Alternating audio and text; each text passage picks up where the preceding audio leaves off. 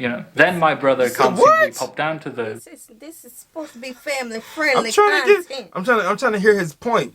Yeah. But he got these little stops he keep making about some things that I don't need to know about. I'm just like, this is worse than watching two camels make love. And we saw it with our own eyes. Over here.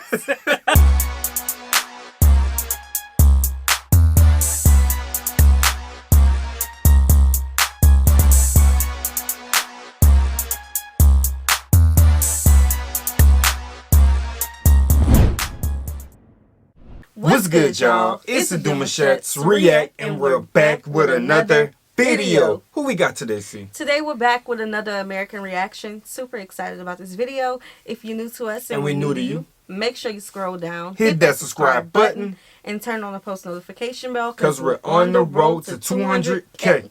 And we cannot get there without you guys, alright? Join the family. Without further ado, let's get into the video. So, for instance, between about October and March, most of Sweden, for most of the time, is covered in complete soul-crushing darkness. The sun just don't show up during 6 months of the year, you know. Yeah, Swedish summers are fine, and Stockholm is lovely when the sun is out, you know. But this doesn't make up for the months of depressing shit that's being pushed down your throat during the winter months here, in my opinion. There's a reason Swedish people are known to just stand in the sun for a while during the spring. You know, every Swedish person is essentially a fucking Dark Souls character. Now, number two might have something to do with this darkness, because it's mirrored in the people as well.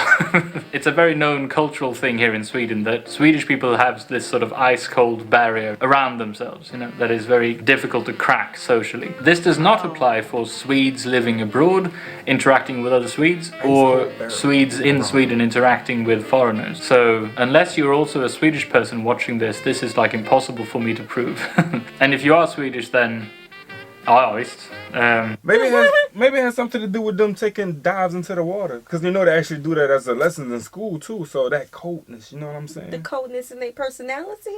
Yeah. See, I don't know. I'm gonna have to disagree, although I haven't been to Sweden. And I say that because we have done quite a few content about Sweden already, and they like us. Hey, they vibed out, bro. They cool people. I just mentioned it earlier because I did see that a gentleman from America went to school out there, and he had to be a teacher, and his lesson was to dive in the cold water with the students. Yeah, culture shock for him. Big time. So yeah, it's a little humor. So y'all gonna have to let us know. Like, we do know like the mannerisms and like the cue systems that you guys have. We do know that, but like how the Swedes have been interacting with us.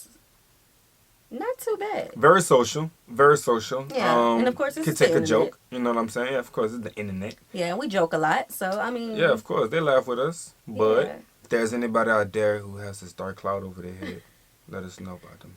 How they treat you. And that's interesting because a lot of times when we're making our jokes or, you know, interacting with each other in a video, people may not understand.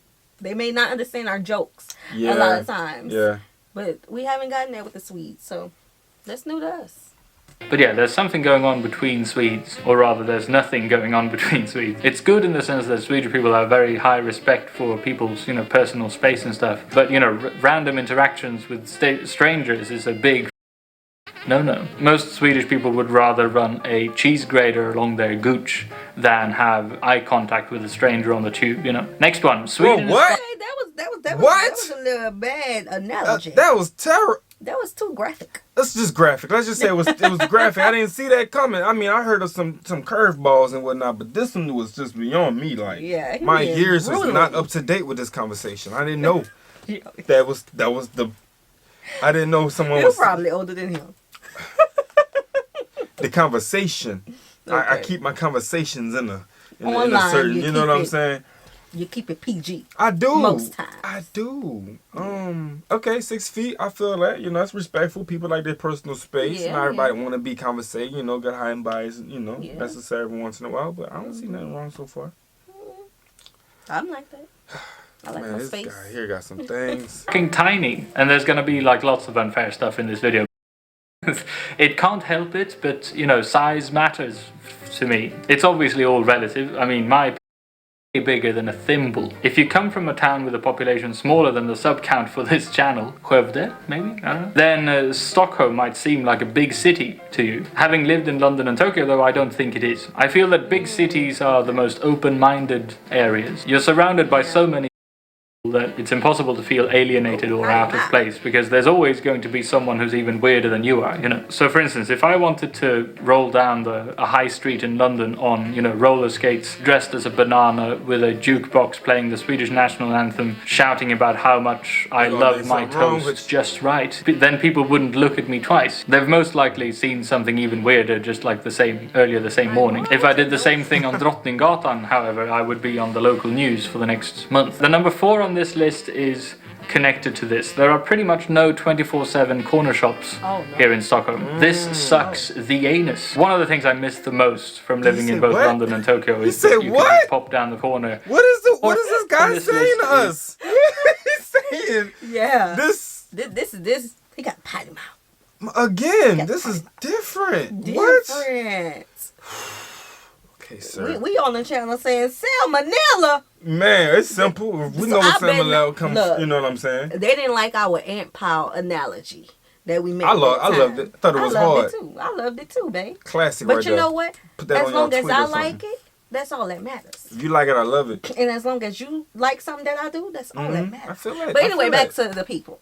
Y'all didn't like our ant analogy, so this is way worse. It has to be. Worse. unless you guys did not mention that you have a potty mouth. Swedes and this curse is a just lot? I think they use profanity. I think that's a conversation to have. Do you guys have that big tonish, you know what I'm saying, verbal secular vocabulary? Let us know. Yeah, talk about it. Connected to this. There are pretty much no 24/7 corner shops here in Stockholm. This sucks the anus. One of the things I miss the most from living in both London and Tokyo is that you could just pop down the corner at any time during the day and then buy whatever you need. This probably has to do with the sort of excellent worker rights and conditions here in Sweden. We don't want to force people. So there's a day in Sweden where, well, not a day, but a time where everything is off, like nobody working. All right. Gotta be. No 24 hours, no nothing. Food. Like, what's the earliest you guys come into work? Like, what's the earliest y'all 24 hours, 24 corner stores open? Well, it don't exist. Well, not 24 hours, but they corner stores. Yeah, that's what I was just saying. What's the earliest time? What time is y'all opening? 5 a.m.? Gotta that's be. That's usually the time that our shop's open. Yeah. If it's not 24/7. Yeah, I'd be up at 5 then. Get that what I need to get from out here. To work awkward hours too much, but still I do miss being piss drunk and being able to buy some Reese's from the poor underpaid guy on the corner, you know, or to go there to top up on some beer and wine for the party. And which brings me to the next point. Jesus, Systembolaget, number 5. This is number 5. Yes. Now the idea behind Systembolaget is a good one, I suppose. Sucks. For those of you who don't know, it is not possible in Sweden to buy alcohol from regular shops like you can in pretty much every other country around the world. You can only buy alcohol stronger than 3.5% at a licensed pub or restaurant or at Systembolaget, which is the state-owned company with a complete monopoly on this shit. This is as close as we are to the socialist nightmare here, you know. So let's say, for instance, that me and my partner are in bed after some steaming hot sex and we both crave a post-anal White Russian, you know. Then my brother can't simply pop down to the... This is supposed to be family-friendly I'm trying to hear his point. Yeah. But he got these little stops he keep making about some things that I don't need to know about. I'm just like, this is worse than watching two camels make love. And we saw it with our own eyes. Over here. Yes, with our ears, man. So if you hear beeps or muted parts, that's why. Yeah, we had to do what we had to do. Yeah. But let's get it, man. Corner shop and buy some Kahlua. We have to wait to the next day when Systembolaget opens, you know. Unless it's a Sunday, because it's Sundays. This sucks. Now, I might have lost some of you in number 5 there with, you know, the reference to me and my brother having some sexy time. But let me bring you back to the moist side by bringing up the Swedish housing market. This shit is frustrating to the tits, you know. I slipped into this rental flat in central Stockholm on the biggest oh my God. Most people my age either live outside the city or have incredibly rich parents who have bought an apartment for them, you know. And if you want a bigger apartment than this one in this part of town, you will literally have to wait about 50 plus years to get one. I went on a walk with my dad through one of these areas a while back, and we talked about how literally the only people who were allowed to live there were people who signed up for the queue system S-Corbier back in the 1960s. Oh, wow. Compare that to me getting a place to live in London after looking for about a week, perhaps, or like a month. Tops in Tokyo, you know. Now, I mean, sure, the London one might be shared with, you know, 5 other people, one of whom is a mold monster that was born in the bathroom, and the Tokyo one might be, you know, 2.5 square meters big, but still, they were easy to find, at least. Now, number 7, Felix Herngren can go himself. Number 8. This next reason is completely uncalled for, but I kind of don't like Swedish. It's, I don't know, or rather I don't really like myself speaking Swedish, I think. I feel very sluggish and boring. I feel that in Swedish I'm not able to, you know, live out the suave, witty, ball-crushingly charming man that I know that I really am.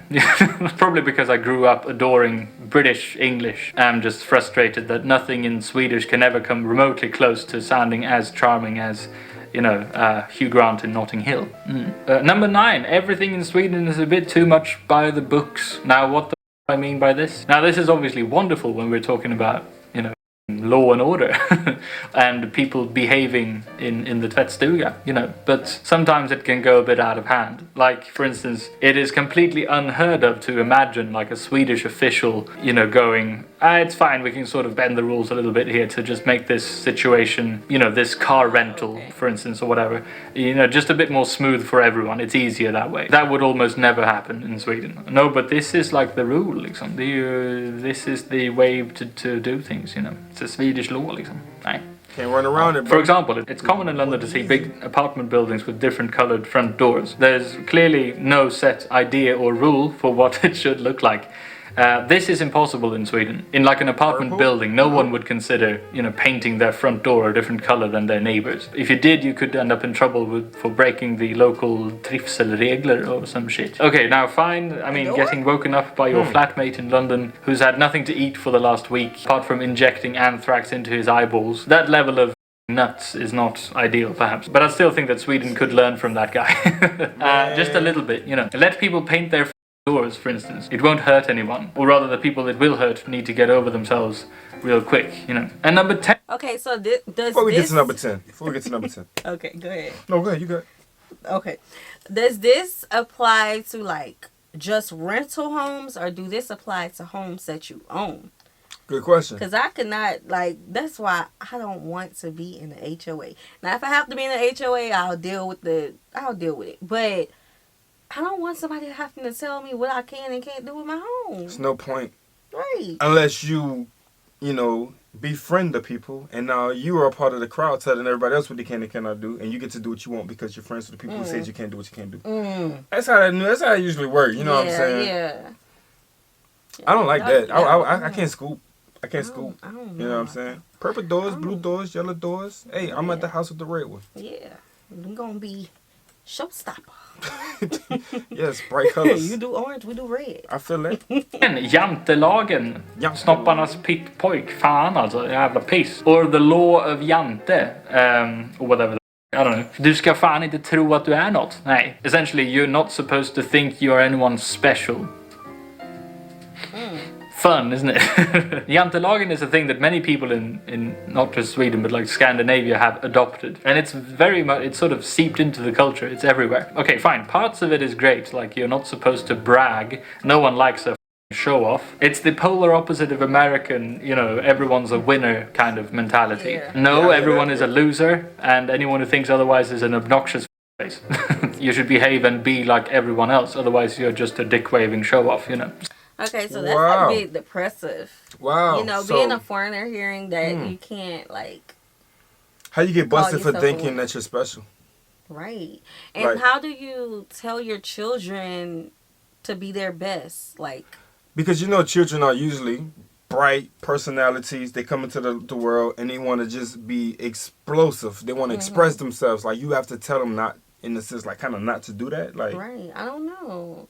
Now, just is questions, you know, that are being brought to you guys because of the comments that we're receiving from this video. But we would like to know, and I feel like a lot of viewers who also is watching, you know, would like to know that as well. Right. So, like, what is the sports culture like there too? Like, who play this game? Somebody the competitiveness.